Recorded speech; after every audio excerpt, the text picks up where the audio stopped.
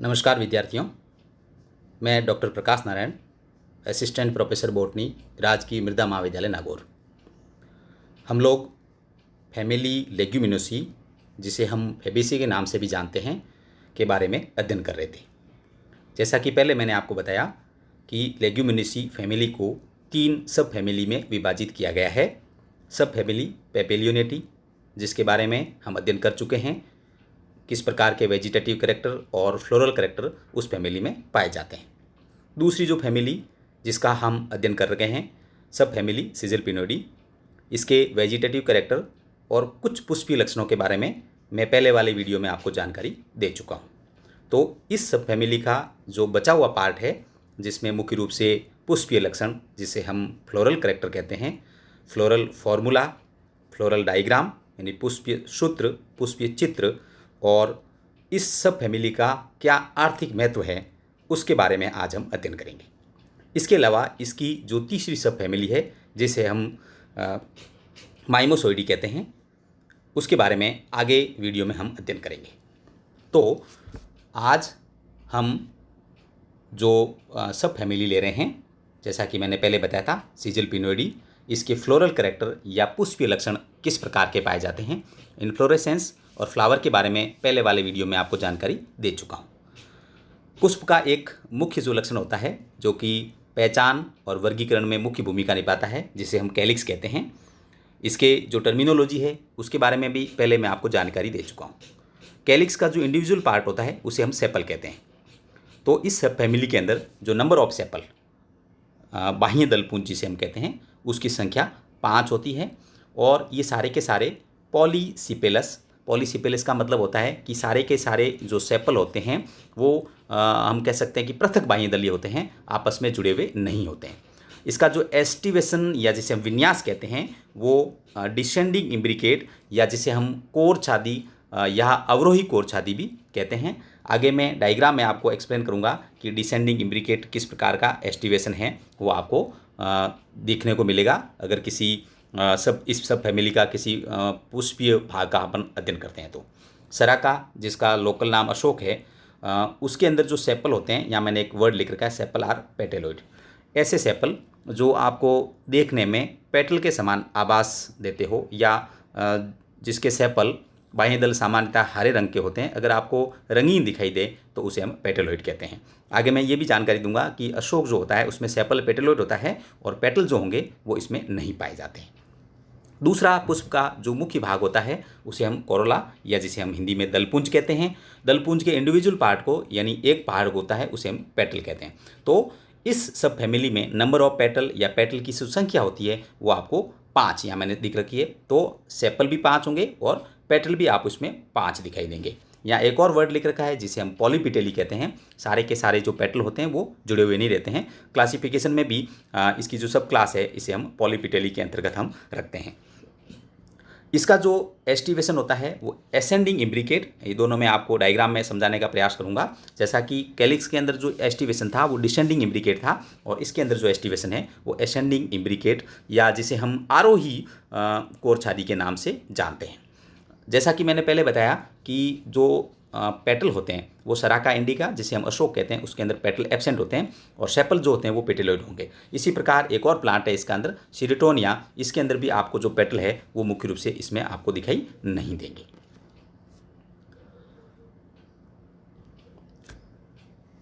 पुंकेसर, पुमंग एंड्रोसियम, जो हमने पुष्पीय लक्षणों का तीसरा जो लक्षण लिया है जिसे हम पुमंग कहते हैं।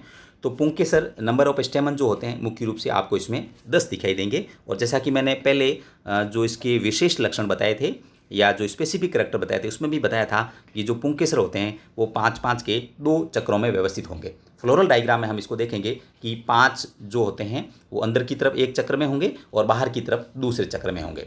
सामान्यतः जैसा मैंने लिख रखा है, generally 7 are fertile and 3 are staminode. सामान्यतः अगर हम अध्ययन करें तो 7 जो पुंकेसर होते हैं वो जनन सक्षम होते हैं, और 3 जो पुंकेसर होंगे मुख्य रूप से पोस्टीरियर या जिसे हम पक्ष पुंकेसर कहते हैं, वो स्टेमिनोड या बंदे के रूप में पाए जाते हैं। केसिया की बहुत सारी स्पीसीज़ आपको इस सब फैमिली के अंदर देखने को मिलेगी। तो केसिया की कुछ स्पीसीज़ के अंदर जो पुंकेसर होते हैं वो रिड्यूस्ड या जिसे हिंदी में हम अफासित कहते हैं वो होंगे। इसी प्रकार केसिया फिस्टुला, यहाँ एक प्लांट का नाम लिख रखा है जिसे हम लोकल भाषा में अमलतास कहते हैं। उसके अंदर एक पुंकेसर होता है वो स्टेमिनोड, स्टेमिनोड का मतलब बंदी होगा, और 9 जो होंगे वो फर्टाइल होंगे। और मुख्य रूप से जो बंदे होगा वो भीतरी चक्र का, जैसा कि मैंने पहले बताया कि जो पुंकेसर होते हैं वो 5-5 के 2 चक्रों में होते हैं। तो भीतरी चक्र के जो 5 पुंकेसर होंगे उसमें से एक पुंकेसर है वो आपको बंदी दिखाई देगा। आगे जो फ्लोरल डायग्राम का अध्ययन करेंगे उसमें केसिया फिस्टुला का ही डायग्राम है, उसका विस्तृत हम अध्ययन करेंगे। टेमेरिंडस जिसे हम इमली कहते हैं, उसके अंदर मुख्य रूप से सिर्फ 3 ही फर्टाइल होते हैं। जो 10 पुंकेसर होंगे उसमें 3 ही फर्टाइल होंगे। स्टेमन्स जो होते हैं जो मुख्य रूप से अपन ये कह सकते हैं कि पॉलीएंड्रस होते हैं। जनरली सामान्यतः पॉलीएंड्रस का मतलब क्या हुआ कि सारे के सारे खुले रहते हैं, यानी आपस में कोई ग्रुप नहीं बनाते हैं। लेकिन कुछ ऐसे प्लांट भी हो गए जिसके अंदर, जैसे एक डेलोनिक्स है और एक और प्लांट उसमें एमहर्स्टिया नामक प्लांट इसमें सम्मिलित किया गया है, उसके अंदर आपको डाईएडल्फस कंडीशन या द्विसंगीय अवस्था देखने को मिल सकती है। कहने का मतलब ये हुआ कि अगर पुंकेसर 10 है तो 2 ग्रुप के अंदर वो जुड़ जाते हैं आपस में, और 2 ग्रुप के अंदर भी हो सकते हैं। जो इसका परागकोश होता है वो डाइथिकस, या जिसे हम हिंदी के अंदर द्विकोष्ठी कहते हैं, और इंट्रोज का मतलब अंतर्मुखी। तो इस प्रकार के जो सामान्य लक्षण इस सब फैमिली के अंदर आपको देखने को मिलेंगे। अगर हम इसके गाइनोसियम या जिसे हम जायांग की बात करते हैं, जैसा कि मैंने पहले बताया था कि फैबेसी फैमिली के अंदर जितनी भी जो सब फैमिली सम्मिलित की गई है उनके अंदर मोनोकार्पलरी कंडीशन पाई जाती है, जिसे हम हिंदी में एक अंडपी अवस्था कहते हैं। यानी नंबर जो अंडकों की संख्या होती है वो 1 होती है। यूनिलोक्युलर, इसे हम एक कोष्ठी कहते हैं। जब आप इसका टीएस काटते हो तो एक चैम्बर आपको दिखाई देगा। एक जो मुख्य लक्षण है जो बाकी फैमिली से इस सब फैमिली को अलग करता है कि इसमें जो ओवरी होती है वो इन्फीरियर, या जिसे हम अर्धोवर्ती, हिंदी में अधोवर्ती कहते हैं। आगे मैं आपको और एक्सप्लेन करूंगा। इस प्रकार की कंडीशन आपको देखने को मिलेगी। प्लेसेंटेशन या जिसे बीजान्यास, ये भी टीएस ऑफ ओवरी, अंडाशय के जब आप सेक्शन काटते हो तो उसमें मार्जिनल प्लेसेंटेशन या जिसे हम हिंदी में सीमांत बीजान्यास कहते हैं आपको दिखाई देगा। एक जो मुख्य लक्षण है जो कि पूरी फैमिली का स्पेशल लक्षण है, स्टाइल कर्व, जो वर्तिका होती है वो या तो सीधी हुई या मुड़ी हुई अवस्था में देखने को मिलेगी, और इसकी जो स्टिग्मा होती है यानी जिसे हम वर्तिका कहते हैं वो सिंपल होगी। फल, चूँकि जैसा मैंने पहले बताया था कि लेग्यूमिनोसी जो फैमिली है उसमें लेग्यूम और लोमेंटम 2 प्रकार के फ्रूट पाए जाते हैं, तो इसमें जो फल का प्रकार है वो लेग्यूम होगा। अब आप थोड़ा सा अगर आप फ्लोरल डायग्राम की तरफ ध्यान देंगे, फ्लोरल फार्मूला से देखें आप इसको, ये फ्लोरल डायग्राम नहीं कहेंगे इसको, फ्लोरल फार्मूला, पुष्पीय जिसे हम सूत्र कहते हैं। पुष्पी सूत्र को मैंने यहाँ दिखा रखा है। आप देखें कि ब्रैक्ट सब पत्र इसमें उपस्थित होते हैं। परसेंटेज का निशान बना रखा है। इस अवस्था को हम लोग एक व्यास संमित कहते हैं, क्योंकि इसमें जो पुष्प होते हैं इसको आप इस तरह से भी इंगित कर सकते हो।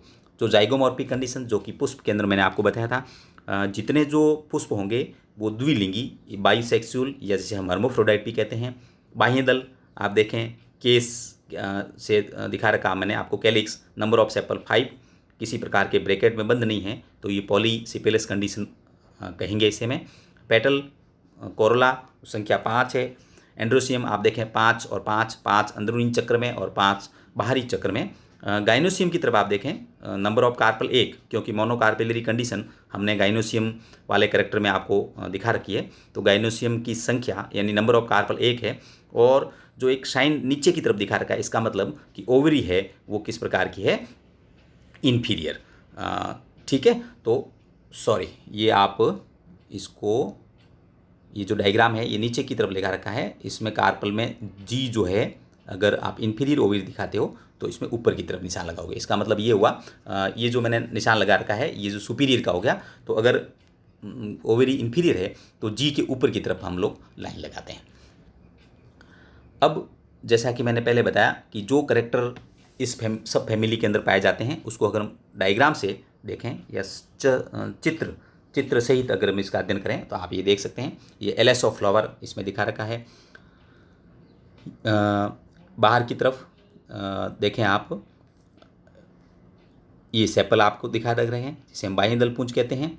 पेटल भी इसमें दिखा रखे हैं, लेकिन मुख्य जो लक्षण है इसमें आपको दिखाई देगा कि इसकी जो ओवरी है ये आप देख सकते हैं, ओवरी ये कर्व्ड आपको दिखाई दे रही है। स्टाइल भी आपको कर्व्ड दिखाई दे रहा है और स्टिग्मा आपको सिंपल दिखाई दे रहा है। ये एलएसओ फ्लावर है, लेकिन अगर फ्लोरल डायग्राम का अध्ययन करें, ये आप देखें जैसा कि हम लोगों ने पहले भी बताया था, ये देखें नंबर ऑफ जो सेपल है ये 5 आपको दिखाई दे रहे हैं और पाँचों किसी प्रकार से जुड़े हुए नहीं हैं। इस कंडीशन को हम पॉलीसिपेलस कहते हैं।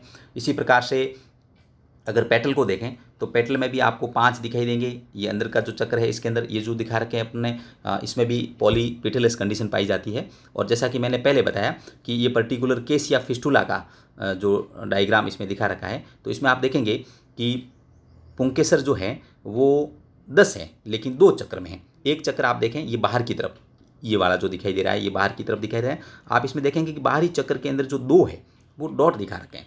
और इसी प्रकार अंदरूनी चक्कर के अंदर देखेंगे तो इसमें भी 1, 2, 3 और 4 और 5 दिखा रखे हैं। तो आप ये देखेंगे कि ये जो 3 डॉट के रूप में इस पुष्पीय चित्र में दिखा रखे हैं, ये सारे के सारे बंदे हैं जिसे हम स्टेमिनोड कहेंगे। और 7 जो आपको दिखाई दे रहे हैं, तो इसमें लिखते समय हम लोग 7+3 भी लिख सकते हैं, लेकिन चूंकि 2 चक्र में स्थित है इसलिए मैंने सामान्यतः बताया कि 7 पुंकेसर होते हैं वो जनन सक्षम होते हैं और 3 जो होंगे वो बंदे होते हैं। तो यहाँ पे बाहरी चक्र में 2 पुंकेसर बंदे हैं और अंदरूनी चक्र में 1 पुंकेसर है वो बंदे हैं। ये मुख्य रूप से आपको इसमें ध्यान रखना है। चूँकि ब्रैक्ट भी इसमें उपस्थित है तो ब्रैक्ट को हमने यहाँ नीचे दिखा रखा है। ये आप टीएस ऑफ ओवरी का दिखा रखे हैं। लोक्यूल 1 है, जैसा कि मैंने पहले बताया, एक चैम्बर उपस्थित होता है। प्लेसेंटेशन है वो मार्जिनल है, यानी ओव्यूल है वो ओवरी के मार्जिन पे लगे हुए हैं।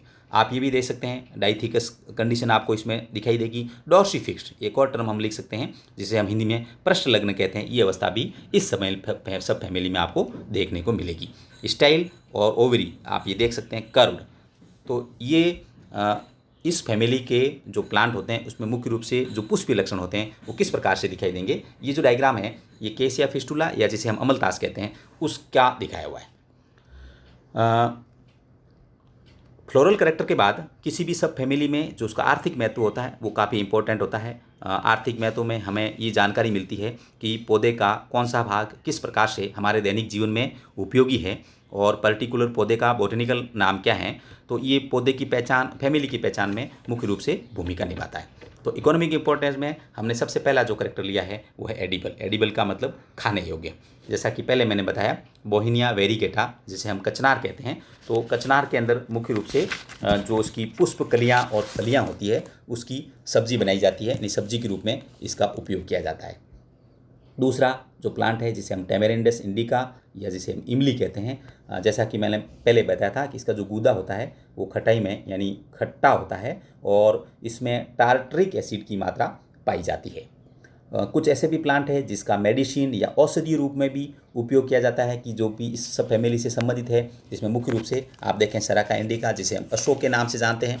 अशोक की जो छाल होती है, बार्क होती है, वो स्त्रियों के जो रोग होते हैं यानी मेंस्ट्रुएशन साइकिल जिसे हम एमसी कहते हैं उसमें अगर अनियमितता हो जाए तो इसकी बार्क का जो है वो उपयोग उसमें किया जा सकता है। केस या फिस्टुला जिसे हम अमलतास कहते हैं, इसके फल का गूदा है वो परगुएटिव होता है। मतलब अगर अनवांटेड कुछ आपके बॉडी में है तो किस प्रकार अनवांटेड जो पदार्थ है उसको हम बॉडी से बाहर निकालें, उसके लिए इस काले गूदे का प्रयोग है वो किया जा सकता है। इसी प्रकार एक और प्लांट है केस या ग्लाउका। इसकी बार्क और लीव्स मधुमेह रोग के उपचार में उपयोग में ली जाती है। कुछ इसके ऐसे प्लांट भी है जिसका उपयोग रंजक या जिसे हम डाई कहते हैं, डाई के रूप में भी किया जाता है। इसमें से एक प्लांट इसमें मैंने लिख रखा है हिमेटोजाइलॉन कैम्पेचिनियम। आप ये देखें सबसे नीचे की तरफ लिख रखा है हिमेटोजाइलॉन कैम्पेचिनियम। इसकी जो हर्टवुड को हम लोग हिंदी में अंतकाष्ठ कहते हैं। जब भी किसी स्टेम का आप टीएस काटते हैं तो अंदर की तरफ जो वुड होती है वो गहरे काले रंग की होती है और मजबूत होती है, उसे हम हर्टवुड कहते हैं। तो उस हर्टवुड से एक डाई प्राप्त होती है जिसे हम हिमेटोजाइलिन डाई कहते हैं। जैसा कि आप लोगों ने फर्स्ट ईयर में भी या सीनियर में भी अध्ययन किया होगा कि किसी भी प्लांट की एनाटॉमी और उसके टिश्यू का अध्ययन करने के लिए उसे स्टैंड किया जाता है, जिसमें मुख्य रूप से हम लेबोरेटरी में सेफ्रेनिन, फास्ट ग्रीन या कॉटन ब्लू का उपयोग करते हैं। इसी प्रकार साइटोलॉजी या साइटोजेनेटिक्स में आप लोग पढ़ेंगे कि केंद्र को अगर अभिरंजन करना हो तो केंद्र को अभिरंजित करने के लिए एक डाई और एक रंजक का प्रयोग करते हैं और उस रंजक को हम लोग हिमेटोजाइलिन कहते हैं। तो हिमेटोजाइलिन का जो उपयोग है यहाँ लिख रखा है used for the staining of nucleus या केंद्र को अभिरंजित करने में, स्टैंड करने में इस डाई का प्रयोग किया जाता है और ये डाई हमें इस पर्टिकुलर प्लांट से प्राप्त होती है। इसी प्रकार से एक और प्लांट नाम मैंने लिख रखा है सिजिलपिनिया शेपॉन। इससे रेड डाई प्राप्त होती है और इस डाई का रेड और नारंगी रंग की डाई प्राप्त होती है और कपड़े और रेशम को रंगने में इसका मुख्य रूप से उपयोग किया जाता है। अगर हम और पौधों की बात करें तो गोंद भी हमें इससे प्राप्त होता है, जिसमें मुख्य रूप से 2 प्लांट यहाँ देख रखे हैं, एक बोहिनिया वेहलाई और बोहिनिया वेरिगेटा। इसके तने से हमें गोंद प्राप्त होता है। चर्म शोधन जिसे हम टैनिंग भी कहते हैं, 2 स्पीसीज़ है, बोहिनिया पर्पुरिया और सिजिलपिनिया की कुछ स्पीसीज़ होती है। आदि का उपयोग चमड़ा जिसे हम टैनिंग के अंतर्गत रखते हैं उसको रंगने में भी किया जाता है। जैसा कि पहले मैंने बताया कि इस सब फैमिली के जो प्लांट होते हैं वो सजावटी रूप में भी उपयोग में लिए जाते हैं। तो ऑर्नामेंटल, तीसरा हमने इकोनॉमिक इंपॉर्टेंस लिया, सराका इंडिका, ये बोटनिकल नाम अशोक का है, बोहिनिया वेरिगेटा कचनार का है, केसिया फिस्टुला अमलतास का बोटनिकल नेम है, डेलोनिक्स रीजिया काफ़ी अच्छा प्लांट होता है, बड़ा ट्री होता है डेलोनिक्स, सुंदर और अट्रैक्टिव फूल इस पर लगते हैं। सिजिलपिनिया पल्चेरिमा जिसे मोर पुष्प के नाम से जानते हैं, पार्कनसोनिया एक्यूलेटा जिसे हम जेरूसलम हॉर्न के नाम से जानते हैं। तो ये सारे के सारे जो प्लांट है वो सामान्यतः किसी भी कंडीशन में ये सर्वाइव कर लेते हैं और सजावटी पौधे हैं, ऑर्नामेंटल के रूप में भी इनको लगाया जाता है, क्योंकि इन सब के ऊपर जो पुष्प लगते हैं वो काफ़ी अट्रैक्टिव और मनमोहक होते हैं। तो ऑर्नामेंटल के रूप में भी आप इस सब फैमिली को याद रख सकते हैं। कुछ और अन्य उपयोग है जिसमें मैंने अदर्स के अंदर इसको लिख रखा है। एक प्लांट का नाम लिख रखा है हार्डविकिया बाइनेटा, इसको अंजन के नाम से जानते हैं और इसकी लकड़ी जो होती है वो कार्ट व्हील यानी गाड़ी के पहिए या एग्रीकल्चर जो टूल्स होते हैं जिसमें हल है मुख्य रूप से या अन्य कोई साधन है उसमें भी इसमें उपयोग में लिया जाता है। तो आज हमने उपकुल सिजिलपिनोइडी के फ्लोरल कैरेक्टर जिसमें कैलिक्स, कोरोला, एंड्रोसियम और गाइनोसियम के बारे में अध्ययन किया और इस सब फैमिली का क्या आर्थिक महत्व है उसके बारे में अध्ययन किया। आगे के वीडियो में इस फैमिली जो फैबेसी या लेग्यूमिनोसी से संबंधित है, इसकी जो लास्ट सब फैमिली है जिसे हम माइमोसोइडी कहते हैं उसके बारे में अध्ययन करेंगे। धन्यवाद।